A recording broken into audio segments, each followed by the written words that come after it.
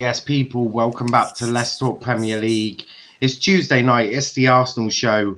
Obviously, a new guest, Gune Express, has joined us this week. How are we all doing, guys? Yeah, I'm good, mate. Good. Yeah, I'm good. Decent. There's plenty of positivity. The weak Sauls can't make it. I find positive stories about Arsenal Football Club. But a big up to Sauls. Go check out his channel. He did a sort of charity stream last night explaining sort of Ramadan and what he's doing over that month. I'd never really known much about it or paid much attention. No, that sounds bad, but I just hadn't. So go check out that stream. Massively helps him out, and it helps you understand a little bit about what they do, which I found quite fascinating myself. But as I said, plenty of positivity in and around the Arsenal fan base this week. I don't think I've got one negative story, which is quite impressive for me as well. But we must start with Sheffield United. Obviously, you played them Sunday night, an emphatic 3-0 victory. Can't really complain too much about that, really. It's something Arsenal haven't done sort of this season, which is, apart from maybe Newcastle and a couple of others, where you've performed all right and then put 3 goals past them. Yeah. But Luke, what's your thoughts, obviously, after a couple of days of thinking about it? Yeah, well, you said it there. I mean, this season we've been really, really guilty of not putting away teams.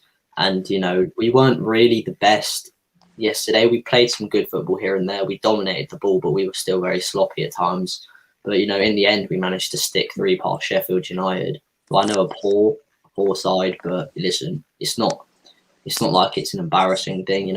We got the win. We've only really done it against Newcastle and West Brom this season.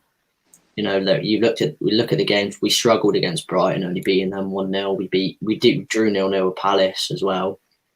With the 1-0 against Burnley as well. So to get a 3-0 win like that after dominating, if it is a side, not really sure. It's a thing of relief, really, and gives us a whole world of confidence going into Thursday, which is an absolutely crucial game.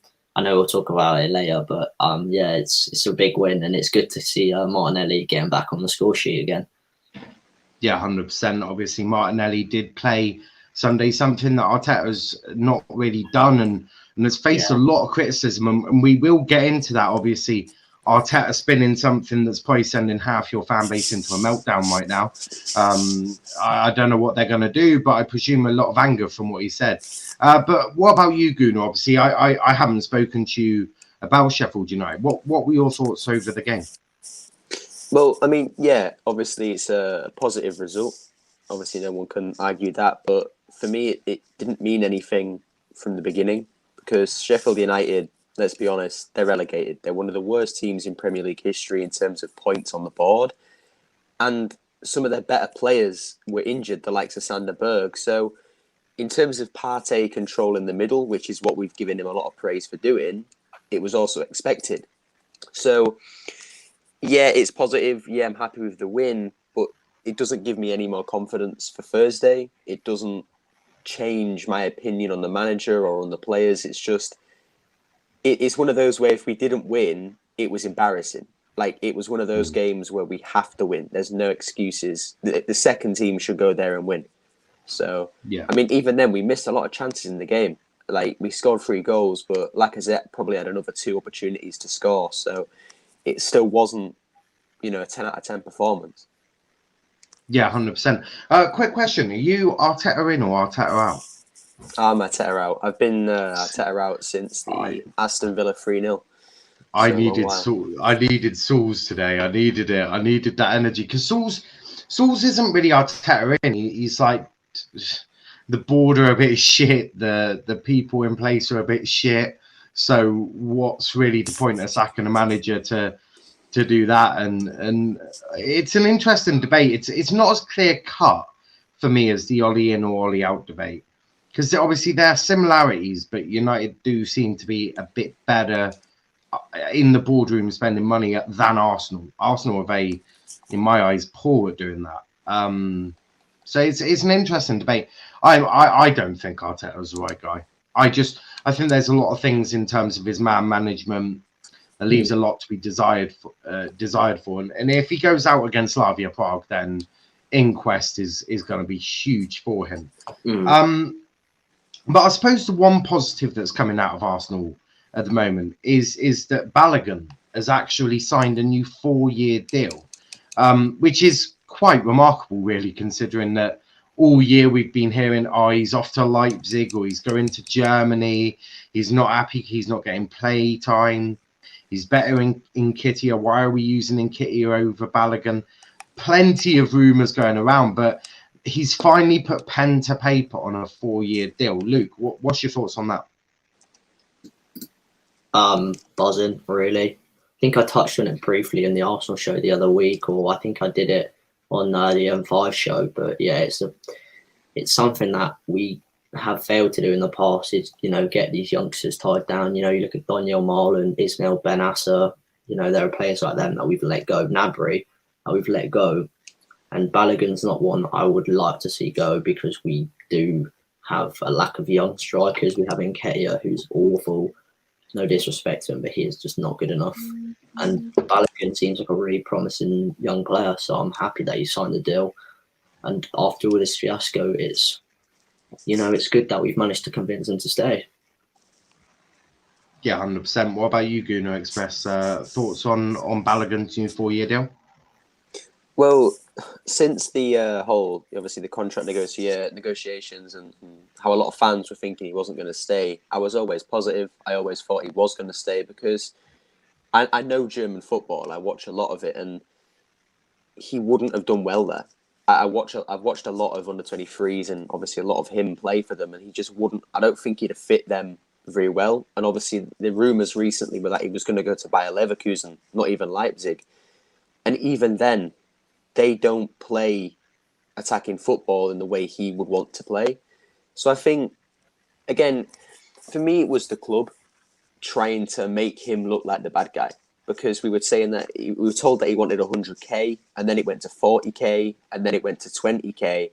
So I'm thinking all along they were just trying to make him look like the bad guy, because his agent is also Saka's agent and Nelson's agent. So he has no reason to want Balogun to leave. If anything, it makes more sense for him to stay at Arsenal. So I think it was just the club trying to make it look worse than it was. And what makes me laugh is we get this news after that appalling performance against Prague. So for me, it was a bit of like a way of getting away from what actually just happened. So, and we've done this before. We saw it with Partey. We signed Partey on the last day of the transfer window to nullify how poor that window actually was.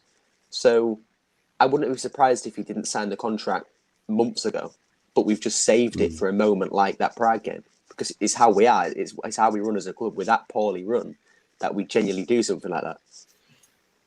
Yeah, no, I think if Balogun left, it would be the most horrific disaster I've ever seen, because you're screaming out for a lad that can put the ball in the back of the net. You are. Obviously, Lacazette for me is a good squad player, but he's not a prolific goal scorer. And Nketiah, now I watched with Sauls the under-21s all 3 fucking games, and that is maybe why I'm bold now, because to be frankly honest, that was painful. Watching Eddie Nketiah play football is the most painful thing I've ever had to endure. And my club's in League One. Like that is how bad it was watching Eddie Nketiah. Like, he is just so bad. Like, he's such a bad player that I still don't even know how he's at Arsenal. Like, how has he not been shipped off to like a Derby or someone in the Championship? Because I don't even think people at the bottom of the league would take him. Yeah, he wasn't rated at Leeds, to be fair. Exactly. Like, didn't they have to yank him back from Leeds because he wasn't playing? Or was I thinking of someone else? No, it was. Yeah, like I don't get it. Like, I don't even think he would make it into our squad in Argyle.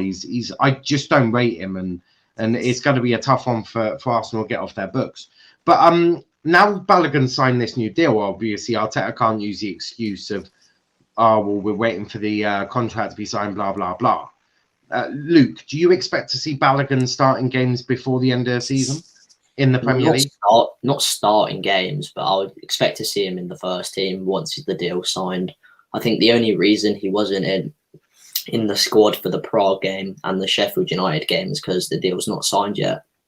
But once it's announced, I think it's expected that he will come in to the bench at least. He was captain for the under-23s the other day, and I feel like it's a safe assumption to for me to say that he will be included in the first team sooner rather than later. Yeah, no, that's a fair shout. What about you, Gunnar, mate? Sorry, I'm back. My headset just was not working. Sorry about that. That's right, bro. I just asked the question of now Balogun signed the new deal. Do you expect him to be within that first team lineup on match days? Not starting 11 yet, but I'd hope that at least in the on the substitute bench, obviously.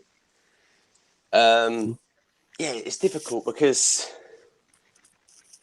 Aubameyang's obviously not firing. Lacazette isn't either. So yeah, on the squad, on the bench at least. Well, there's not a lot to lose, and this is no disrespect to any of the teams sort of mid-table, but they've really got nothing to play for. If we think about it logically, it happens in all leagues, right? It's happening with my team right now, where we're mid-table and we've got absolutely nothing to play for. So the intensity, the drive, the desire to put your body on the line to get the results, it's just not there. So I feel like playing a Balogun there just to see what he can do. Because it might just be, if you remember Mason Greenwood, when he got brought in by Ollie, it just sort of kicked on straight away. And you could have a similar thing with Balogun, and it really could change that transfer window where you're thinking, shit, we need to get a striker. And Balogun comes in, gets maybe 3 goals from now till the end of the season, and you go, maybe we don't, and you can use that money for a left back or a DM or a right back, places that you probably need it a bit more. Yeah. Well, I feel like the thing is we were always going to sell Nketiah regardless. And now I think if Balogun signs the deal, I think it frees up a little more space for the likes of Lacazette to be sold. And then we can get in, if we feel like it, another first team striker, which is what we need. And, there are lots of priorities. We're as Fabrizio Romano said, we're 100% in for a right back. I feel like that's going to be the case because Bellerin's 100% leaving. I feel like we're in need of another centre back because I don't think Holding's good enough, and I think David Luiz, he'll be a good squad player next year, but I don't feel like he should be starting. I know him and Gabriel have a good partnership, but I still feel like we need another top quality centre back. And a backup left back for sure. A striker. There are a few things we'll need in the window, and I feel like the money from selling these players like Nketiah, who we know now is not going to be good enough, and we have better options who are younger. It is helpful to have that sort of funds become freed, because I feel like we could get a good amount of money for him, maybe to like a mid-table championship club. So yeah, I mean, that's definitely what I'd be thinking anyway. What about you, Gunnar? Sort of where do you see the strength needing for the team?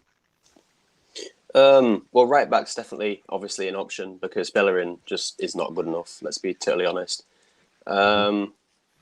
But I think backup left back is definitely an area as well. We've obviously seen with Tierney injured now until the rest of the season, from what Arteta has been saying. We don't really have that solid backup left back. And I have an opinion on Tierney that not a lot of people will like when I first say it. And it's that he's a liability in the sense that because he is going to pick up injuries every season, because he is injury prone, let's get that right, like he is, we need a left back who's just as good, that can obviously come in for maybe even like 20 games a season and still perform as well. And that's the unfortunate truth. And we've seen it with the likes of Ronaldo, obviously the Brazilian Ronaldo, that you can be one of the best players in the world and injuries just ruin your career. And I think Tierney will fall under that. to a certain extent, which is sad, but that's football. You know what I mean? Like, the best players always get hit with injuries. So, but yeah, left back, definite. But in terms of the striking position, I think it depends what we want to do as a club. Do we want to loan Balogun out to maybe a championship side for a season to get him a bit of experience, which could be good, because we saw what that did with Smith Rowe? Or do we want to go down the Saka route, where we just put him straight in the team and he performs? Obviously, we need to see how good he actually is first. But I think either way, it's doable, because I think he's good enough to do either. I think that's what I said. Because if we be real, the chances of Arsenal getting top 6 right now is very slim. Right? Very, very slim. So why not use this time as a sort of thing of going, okay, well, who else have we got? I don't know your youth squad very well. I've heard Miguel Aziz and Balogun. Why not just chuck a couple of these boys in for a couple of games? Not obviously against big games, but against a mid-table lot, and just see what they can do. Because you could have like a couple of Sakas underneath and go, oh, actually, this is really good. I don't know, obviously, your thoughts on that. A couple of comments here. Shoe Star saying, big up the Mandem. Dizil Military Guna called you out there. I'm not sure what that's about. Oh, it might be. Is that about your comment on Tierney? I think I know what that is. I think it's more of a joke than anything. Fair. Dizzy is about the vibes, if you know what I mean. Yeah. Big up to them as well. Absolutely, we do love a bit of banter on this one. Basically, no filter. It's one thing you'll learn with me. Shoestar, a left back that can push Tierney for his place, get a left back better than him, and watch him get even better. Yeah, I mean, you saw that with Luke Shaw and Tellez, didn't you? You brought in Tellez, and now Luke Shaw's the world's greatest left back. So, yeah, I do fully get that comment, because there's something, being too comfortable really is the thing, isn't it? Because you saw last season with Shaw, like he had Brandon Williams as his understudy, right? Now I really like Brandon Williams, but he's not left-footed. He's not a left back. Right? It was a square peg, round hole sort of thing. You do the same with Tierney, and I reckon Tierney's injuries don't happen too often. I also think Tierney would get better. There's definitely a shout for that. But the next bit I want to talk about is Martinelli. Now, obviously, he got game time against Sheffield United. Something a lot of Arsenal fans have been calling for ages. But Arteta has said, be patient, right? So, which suggests to me is I'll put him in the team for you guys, but I ain't doing it too often.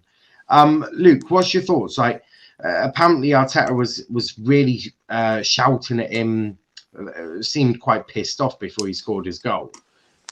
What's your thoughts on what Arteta said about be patient? I'm not too sure, to be honest. I feel like we've been patient. We've waited for ages for him to get a start, and he scored. So why not give him another one? You know, maybe not start him Thursday, but maybe give him a start on Sunday against Fulham. I don't know how we can sit there and say be patient. We've been patient. He's been patient. Martinelli has waited for that, and he's taken his opportunity and scored. I'm not sure what he means by be patient, but you know, listen, he's the manager, and he's the one making the decisions. But I feel like this decision is a poor one. I feel like maybe you don't need to start on Thursday. He needs to come on Thursday, but don't start him, and then you also have to start him Sunday against Fulham. I don't care. Like, unless he's injured, you have to play him.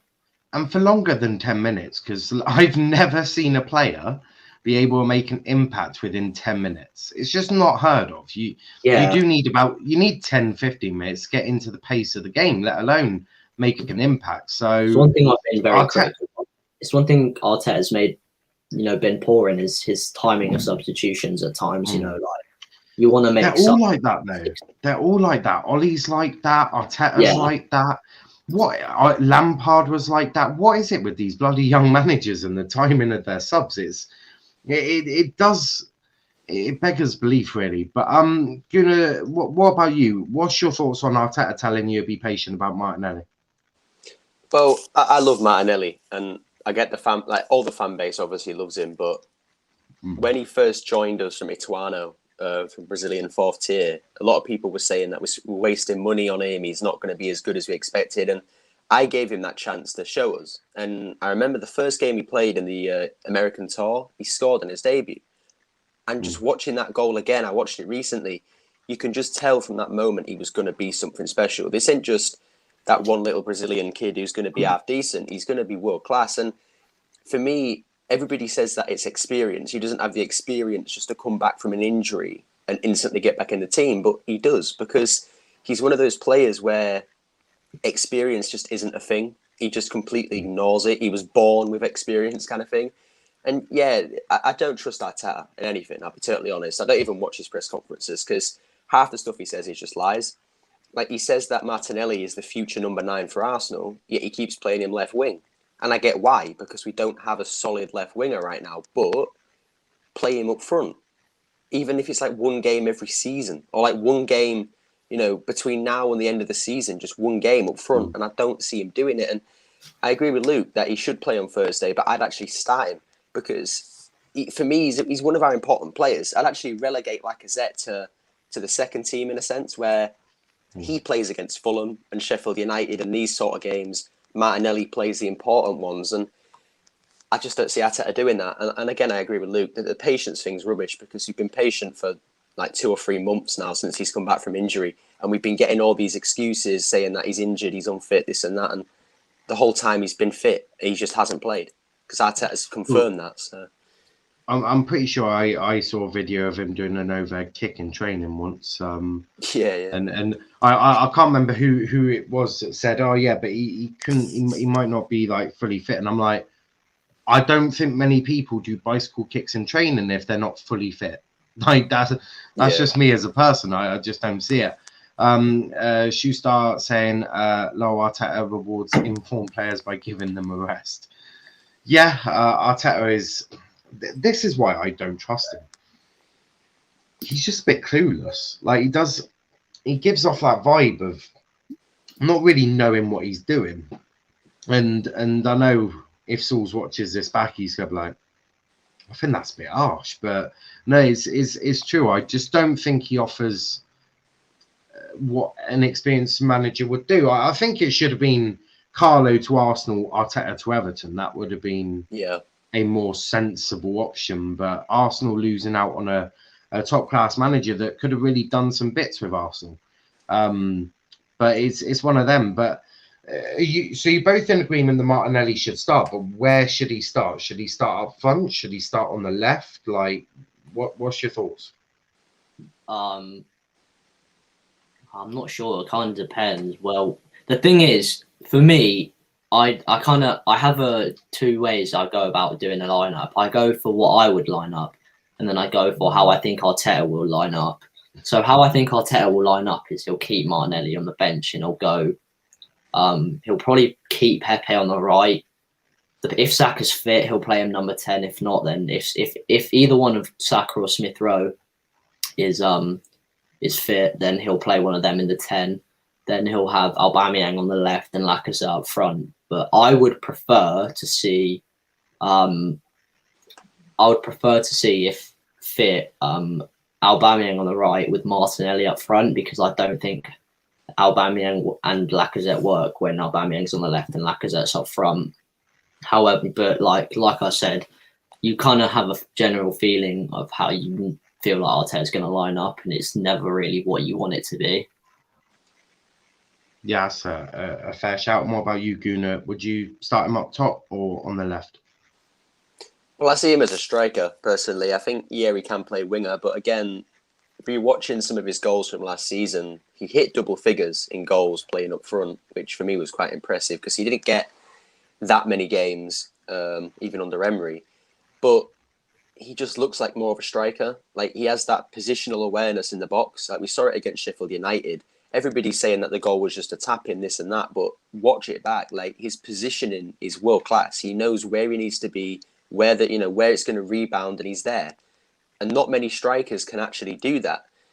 Obviously, Lacazette can't do that, because I've never seen him score a tap in, I don't think, for Arsenal. So obviously he's one, but Yeah, up front. I mean, he can score headers. We've seen that as well. We can score volleys. He's just a goal scorer. That's it. And we need that. You know, Lacazette's not... I don't think he's even hit 20 goals for Arsenal once, which is poor. Aubameyang's not... He's only going to get worse because he's getting older.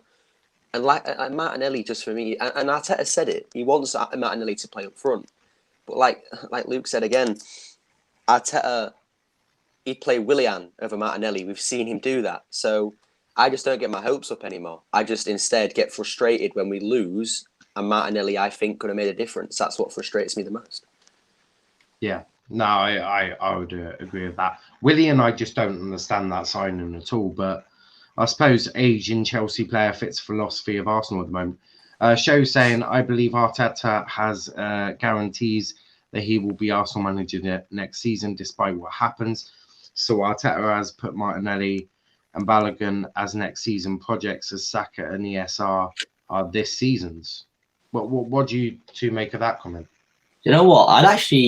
I feel like in a way, I feel like he has a very good point. I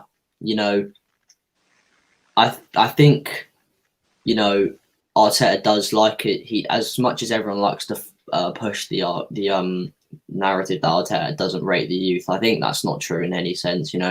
He gave Smith Rowe the chance this season, which transformed our team. I know Saka's form has kind of made him undroppable, but he gave him the chance at the start of the season. I feel like he wants to kind of preserve Martinelli because he kind of sees this season as not much to fight for. Maybe if he'll use him more in the Europa League, which is more important, but the league's a lost cause at this rate. I don't see us getting European football through the league.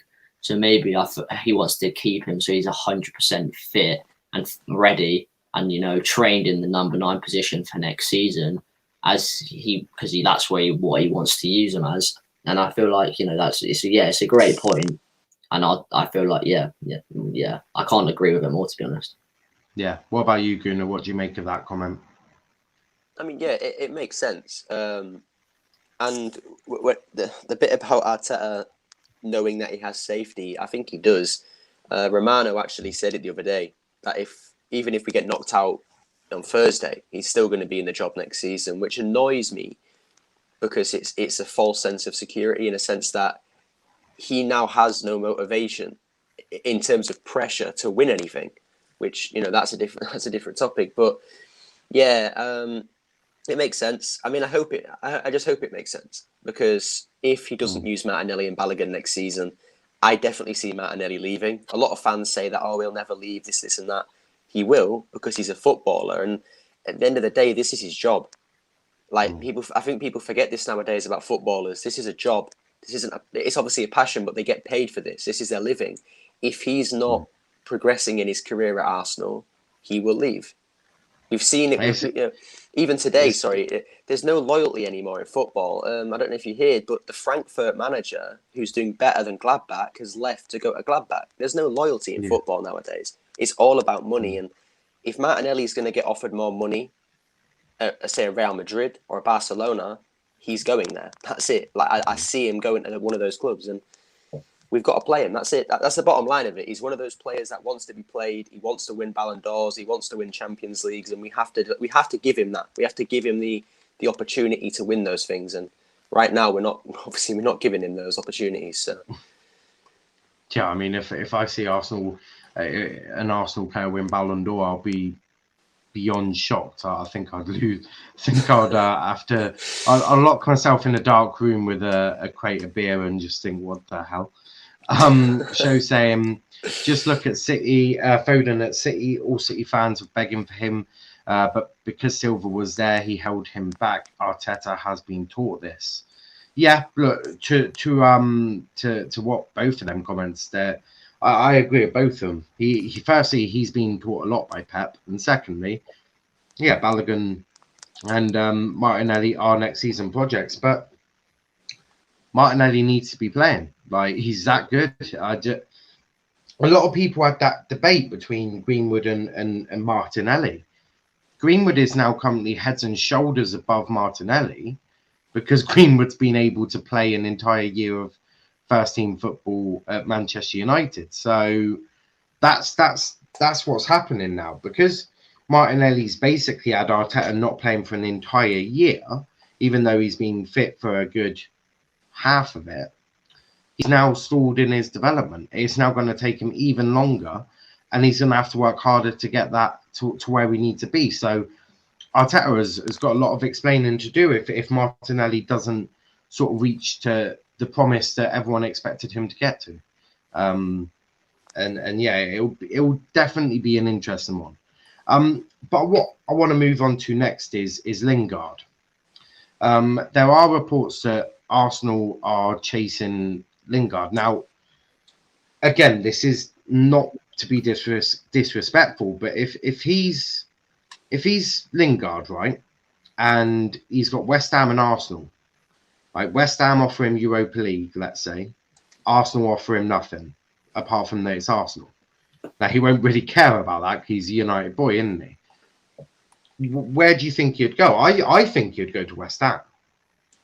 I think he would go to West Ham because it makes more sense. He's played there and he's enjoyed his football. It's revitalised his career. If he didn't move to West Ham in January, he would still be sat rotting in the United reserves. So if I'm him, I'm definitely choosing West Ham.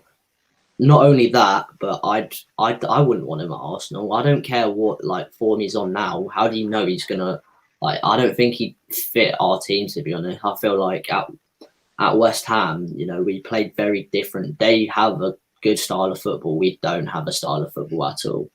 We're just Saka and pray. It's it doesn't make sense. I'd much rather us get Odegaard, who seems to want to join and has experience of playing at a club. He enjoys it here.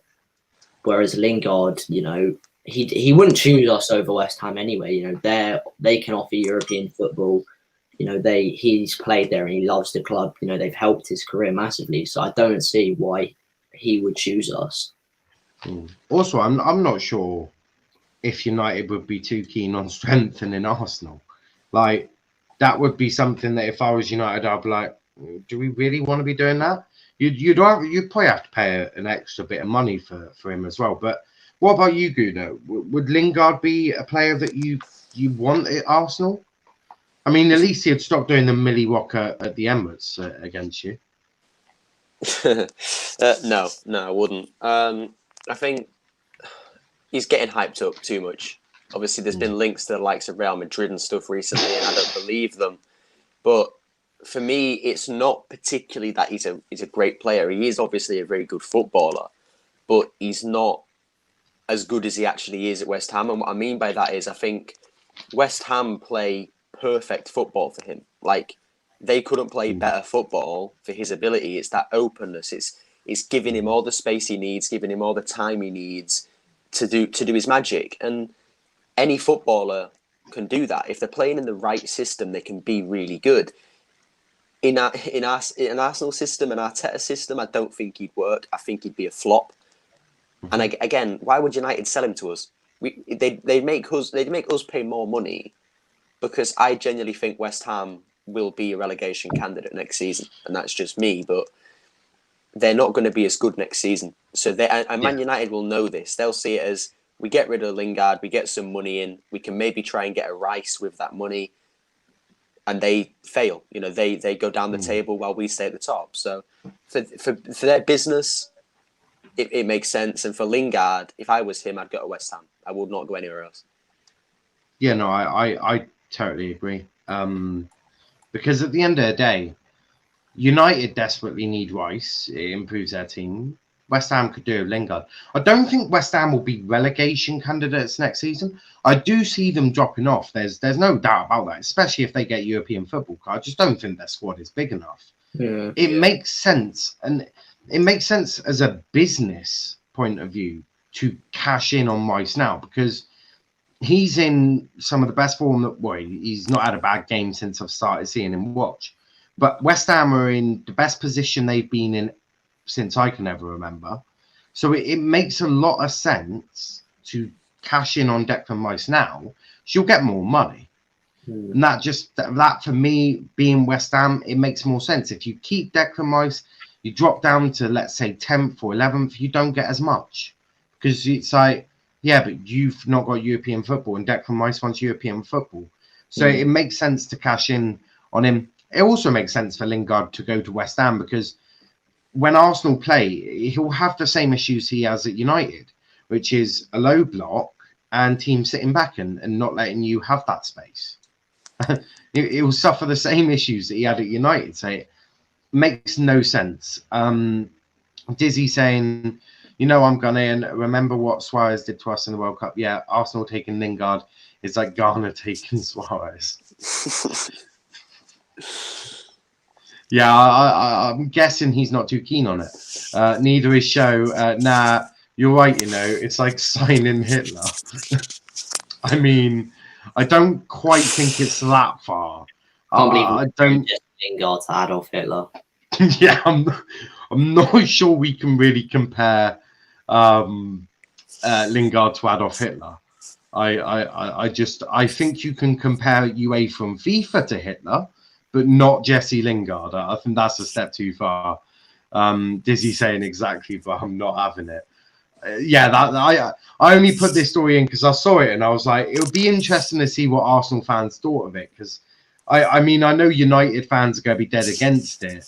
I was intrigued to sort of see what Arsenal fans thought of it. But the next topic we'll discuss is Partey. Now, apparently on Twitter and Instagram, a lot of fans have been wanting to see more. They've not been completely impressed with what they've seen from Partey. Luke, are you happy with what you've seen from Partey, or are you like them where you want to see more from him? I want to see more from him. I mean, listen, there are moments in every game where he does good stuff. He's a very people mistake him for a CDM. He's not a CDM. I don't even know what type of. It's not really box to box, but his passing, his line breaking passing, is absolutely superb. I mean, you saw it for the third goal. What a pass that was to Lacazette. Drops his shoulder and sends the Sheffield midfielder absolute home. Sends him home. It's a lovely ball. It's something he's very good at, but. Whether it's due to not adapting to the league or his injury problems, I feel like, there have been games where he's been quite sloppy. In my eyes, he's two genuinely quality games for us, which was the Man United game where he pocketed their whole midfield. And that one, again, Sheffield United, where he pocketed their whole midfield. And he was fighting a 1 versus 3 man battle in that midfield. And it was a great performance and all that. But I still, for the expectations and the price and the hype, he hasn't really lived up to it, and I would like to see a little bit more from him. I'm not one of the fans we have that are calling him a flop or calling him poor, but I want to see a little bit more from him, yeah. Yeah, no, it's a fair shout. What about you, Gunnar? Well, that's the thing. I am one of those fans that calls him a flop, because he is. I don't personally see him as a flop, and what I mean by this is, what I deem a flop is a player that's overhyped, like massively by a fan base, and then he flops and he just does not perform to that standard. So obviously the likes of Werner, Havertz are up there as well. But for me, it's the way that our fans go about this signing. Again, it was an overshadowment of how poor our transfer window actually was. How we went from getting linked to Aouar and Partey to maybe getting neither to getting one on the last day of the window. It was a poor window, and we hyped him up so much. Fans were comparing him to Kante and Kimmich already. It's like he might flop in the Premier League. There's that possibility. There's that possibility with every player. Even the likes of Messi and Ronaldo could flop in the Premier League. I heard him compared to Vieira. Yeah, this is what I mean. And the reason why I call him a flop is kind of to give it back to the Arsenal fans a bit, that overhyped him so much. And it's this... just stay grounded. Like, we overhyped Ceballos after literally one good game. Fans were saying, let's spend 40, 50 million on this guy. It was one game. Like, I'm just imagining now, if we actually spent 40, 50 million on Ceballos right now, fans would be going in a meltdown. So, by our fans' expectations, he's a flop. But by my expectations, he's been moderately good. Yes, I want more from him. But do I think we'll get more? Absolutely. With a better partner, I agree that my opinion is that Arteta needs to go, and with a better manager that's properly playing him, and not pushing him back on the pitch when he's injured, let's get that in there, he will do better. Yes, a fair shout. Everyone watching, chuck a like on the video, share the stream, subscribe to the channel as well. Got content for all of the big four clubs, United, Chelsea, Liverpool, and Arsenal. Will be here after the Chelsea-Porto game for match reaction to that. Currently 0-0, Chelsea doing a professional job from what I can see anyway. Show saying, Lowell, let's be honest, it weren't his ability why they compared him. That's no. No, I did hear it was ability-wise. I heard it was ability. That's what they were like. People were comparing him to the likes of Kimmich, and I solely believe Kimmich is the best. You know, he's the best in the world at what he does. So to compare him to Kimmich was just mental. They were like, oh, he's got the defensive abilities of Vieira. They've got he's not. Partey being a DM is such a myth. I'm not gonna lie. He's a box to box. Yeah, but I mean, listen, it's what it is. We wanted him at the club for so long, and I feel like he's disappointed in that aspect because all the fans were hyping him up so much, which is understandable because he was a brilliant player. But yeah, he just hasn't really delivered on expectations. Yeah, no, I'd agree. Dizzy saying, can't believe I'm listening to Partey slander. Don't think it's slander. I think it's just that they want to see more from him. He hasn't delivered an awful lot. His shooting has been horrific. I don't know. I don't know why he still keeps shooting from outside the box because he couldn't hit a barn door, let alone a goal. So I just think comparing it happens at every club. Every club overhypes players, but Arsenal seem to do it a bit mad. Man mentioned 4 clubs. You left Spurs out. No, I didn't. I left Spurs out because we don't do content. Spurs aren't a big club, so. I also don't do content on Spurs. We are looking at upgrading next season to have the top 6. So Leicester and City are added then, right? I was going to add Spurs because it is easier to but find City fans. So. Oh. I do need to link up with more City fans. That is something I need to do. He said Big 4. Yes, I did say Big 4. And technically, if you think the Big 4, traditionally it was United, Liverpool, City, United, Liverpool, Chelsea, Arsenal. That was traditionally the Big 4. When I was a kid, they didn't call it the Big 6 because there wasn't a Big 6. It was a Big 4. It was the top 4 that would always get Champions League. Then you'd have the likes of Everton, Spurs, West Ham, or whoever, sort of in and around that area. But the last the last topic I want to talk about is the Slavia Prague preview. Luke, you're 1-1, so you have to get a goal. How confident are you about going through? I was going to say I'm confident, but I'm not too sure really what to predict because after last week's absolute horror show at the Emirates, I don't have faith. I don't care if he scored a brace on Sunday. Lacazette, ultimately, come the full-time whistle at that game, he could have. There could be like his Arsenal career on the line because of those chances he missed. We should be 4-5-1 up in this tie, and we're drawing 1-0. And if they sit back for 90 minutes and hold on to that to get a 0-0 or whatever, we're out because we're just a shambles in that game. So I'm not confident, but I still believe that there's a result for us in that game. Yeah, no, that's a fair one. What about you, Gunnar? Yeah, obviously not in our favour. That away goal really doesn't help, but we should be able to beat Slavia Prague. They're a good team, but come on, it should be quite easy, really. We should be worrying about the likes of Man United and Ajax, not Slavia Prague and Dynamo Zagreb. But yeah, I definitely see us winning. Lacazette for me can't play. I just know if he plays, he's going to miss again. It's just written in the stars. So stick with the Aubameyangs and your Martinellis. They'll get you the goals. Yeah, I'd probably say Lacazette over Aubameyang at the moment because Aubameyang looks way off the mark.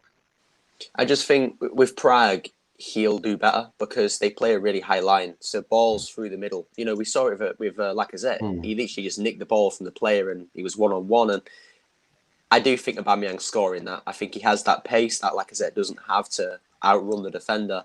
And he has that bit more composure about him. So if you know, Aubameyang gets at least one of those chances in the second leg, I think that's at least one goal. Yeah. No, and Arsenal absolutely need to get a goal. I'd play Pepe. I'll play Pepe. I definitely would play him. I think he massively improved Arsenal when he came on. I think Pepe should be one that he's got out. I think his pace would unlock a lot of it. Look, I think just pace. Just what Arteta needs to do is just chuck the front line for the pace. I don't think. The thing is, Slavia will approach this game differently to how they did last week. They won't play as high a line because they have the away goal, so they'll do what they did in the other games, which was sit back and wait for us to make a mistake, which we probably will because we're Arsenal Football Club at the end of the day. In all honesty, I'd probably go with, because I'm not playing Xhaka at left back, so I'd put Saka at left back. I'd go with, I'm fairly certain that he's going to be fit. So I'd like to see Smith Rowe start. I'd like to see Pepe start on the right. I'd like to see Gabby up front, and then or you could have Martinelli and Aubameyang starting, one on the wing, one up front, and they could, you know, kind of switch in, you know, alternate in the game. The defense has to be Gabriel and Rob Holding, Cedric right back, Leno in the net, and then Partey and Xhaka in midfield. That I feel like that team would probably be able to get the job done. Yeah, no, I'd agree with that. What score predictions? So, Luke, what's your prediction for the score?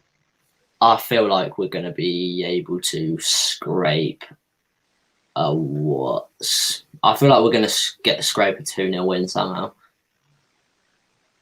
Yeah, that's fair. What about you, Gunnar? I'm saying 2-1. I just don't without the likes of Tini and Louise. Defensively, we are going to be worse, which is saying something because even with those two players, we're still not great. But we'll win the game 100%. We're not losing. Yeah, no, it's a fair one. Big up to Sauls. Sorry, lads. No issues. Obviously, it is Ramadan, so I'm slowly starting to understand it. I did watch your stream last night, so I'm slowly starting to understand what goes on. I played the same front three that played against Sheffield: Martinelli, Laka, Pepe. That's look. I don't think you could be too upset if that was the front three. In fact, that's a very good front three. Especially, I don't know what's happening with Saka. Maybe allow him that free roll again. But he did have a dead leg, so I would be careful there. And Saul's saying good guest, so. We love to see it. Sauls is one of our regular Arsenal panel members, but it's that time of the week. So Luke knows exactly what's coming next, and that is the quiz. So every week we have a quiz, right? And you've got to guess the score, the competition, and the year of every picture. So there's 5 pictures.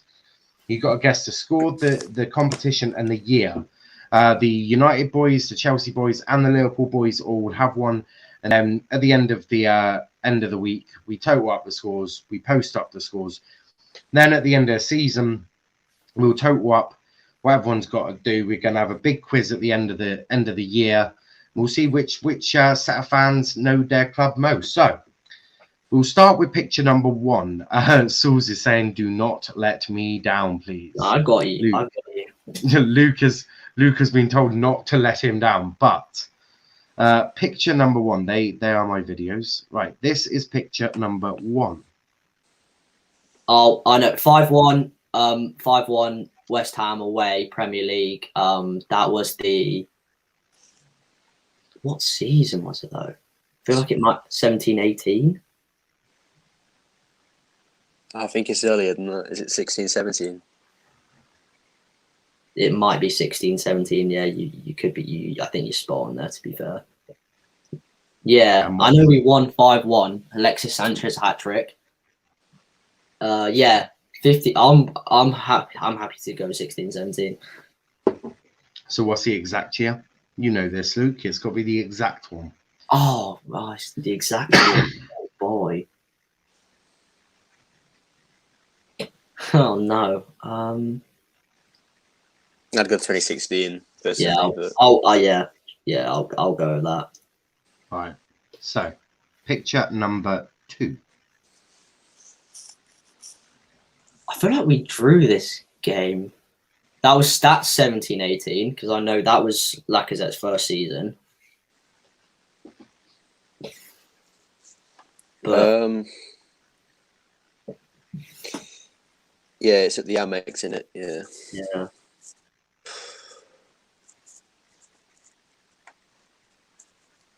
I think it's a draw as well.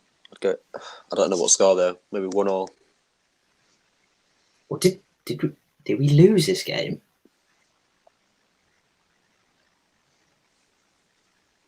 I feel like we might have lost this game because this might have been the season where. No, Brian didn't do the double over us, but I feel like we lost this game.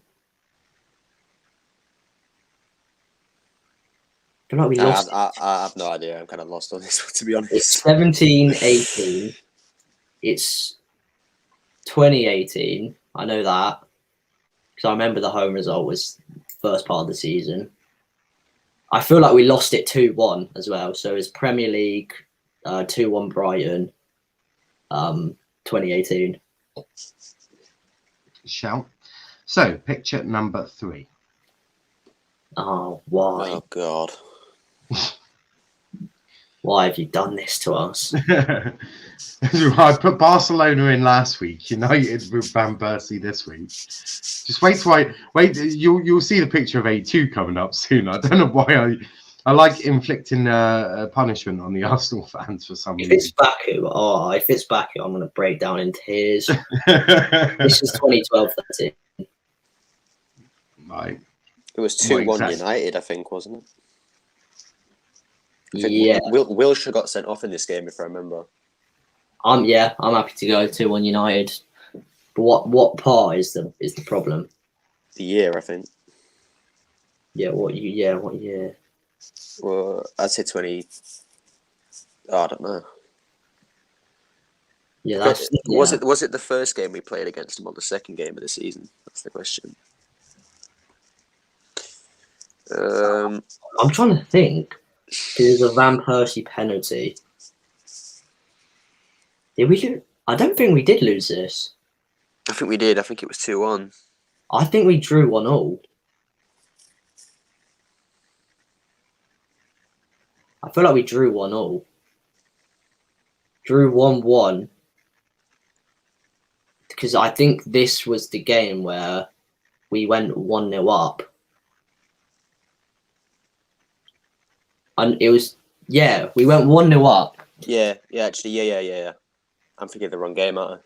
There was two. I remember he scored against us in another game, and Wilshere got a red card. But I think this one was a different game. Yeah, it was a 1-1 draw in 2013 in the Prem. And picture number 4. 5-2 Alexis Sanchez 2015. Yeah, took the words out of my mouth. I remember that game so distinctly. The season of the league. And picture number 5. Okay. That's 2011-12. I know the badge on the Arsenal badge. So the kit, I remember the kit very distinctly because I wasn't a fan of the weird badge. If I remember. It's at the Emirates. And it's a Van Persie Gonasso. I've got no clue, to be honest. Gary Cahill. Look at Gary Cahill. He looks so young.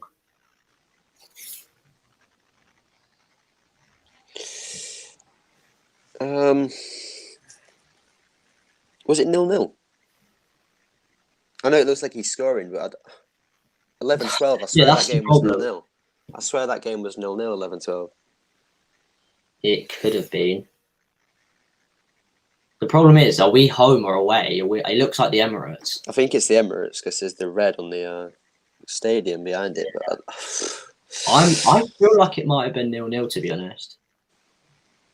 I'm happy to go with your shout, honestly. Yeah, I'd go 0-0. Yeah, 2012. So it's 0-0 in the Prem, 2012. Right. So that's that done. So how have we done? So the first one you said was West Ham. Said it finished 5-1 Premier League 2016. You are correct.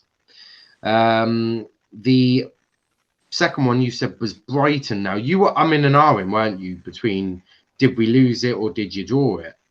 You did lose it 2-1. It was in the Premier League in 2018. The third one, this is the year you had to give Robin van Persie the Guard of Honour. Yeah, I know the game now. Yeah. It finished 1-1. It was in the Premier League in 2013.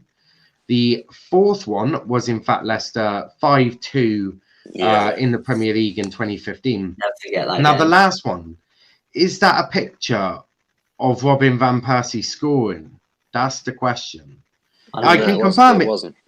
It is in the Premier League in 2012, but no, it isn't. It did finish 0-0. Yeah. So the Arsenal boys have set a high bar of 15 out of 15. Sauls, you've been relegated by Luke. Luke has kicked you out now, and Guna Express has kicked you out as well. Saul saying, show saying Alexis West Ham. This is this is fun being audience. Worst pick ever. I'm disliking this. Robin van Persie first year at United when he walked into the wrong dressing room. Come on, please. Yeah, I remember that game now. Mm-hmm. Yeah, there was another game when we lost 2-1 and Wilshere got sent off, and I remember that game like it was literally yesterday. That was the most horrid game ever. Of that kit, it's always hard to decide whether it's 2013-14 or 2012-13 because we had the same home shirt. Yeah, because for Marlon made a mistake in like the first 3 minutes, and we conceded to Van Persie, but it wasn't a penalty.